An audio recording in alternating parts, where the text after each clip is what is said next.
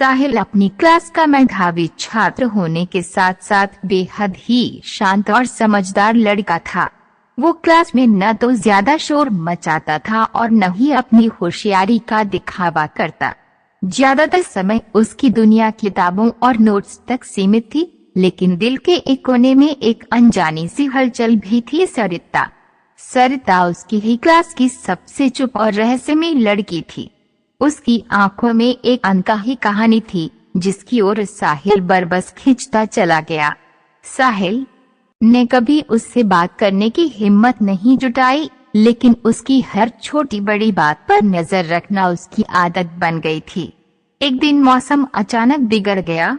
आसमान में काले बादल घिर आए, बिजली गरजने लगी और तेज बारिश शुरू हो गई।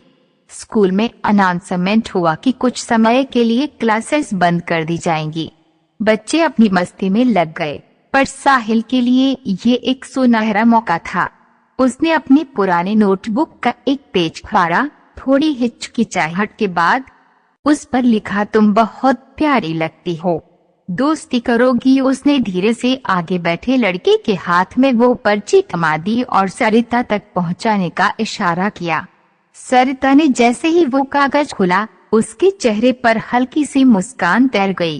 थोड़ी देर तक वो कागज को देखती रही, फिर अपनी पेन निकाली और उसी कागज के पीछे जवाब लिखा, पहले प्रूफ दो कि तुम झूठे नहीं हो। साहिल ने जवाब पढ़ते ही मुस्कुरा दिया। अब ये खेल और दिलचस्प हो गया था। अगले दिन साहिल ने सोचा कि उसे अपनी सच्चाई साबित करनी होगी। उसे याद आया कि सरिता को किताबें बेहद पसंद हैं।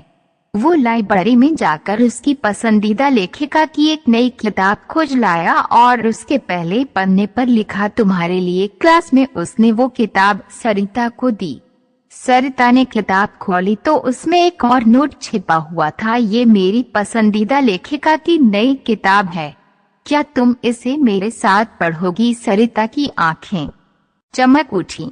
उसने धीरे से सिर हिलाया और कहा, हाँ। इसके बाद दोनों की दोस्ती गहराने लगी। वो साथ में किताबें पढ़ते, नोट्स शेयर करते और धीरे धीरे एक दूसरे के बारे में बातें करने लगे। उनकी दोस्ती एक खूबसूरत एहसास में बदलने लगी थी।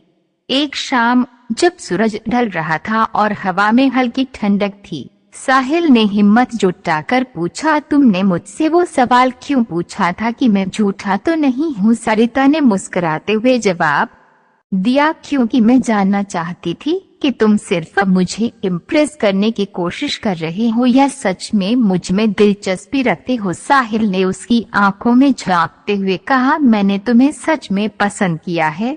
तुम्हारी सादगी और तुम्हारी आंखों ने मेरा दिल जीत लिया था। सरिता ने शर्माते हुए कहा, मुझे भी तुम अच्छे लगे।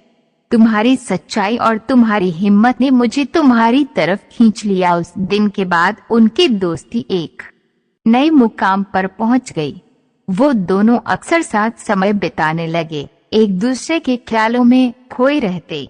वो अब सिर्फ क्लास के दो साथी नहीं थे, बल्कि दो दिल थे जो एक दूसरे की धड़कनों को सुन सकते थे।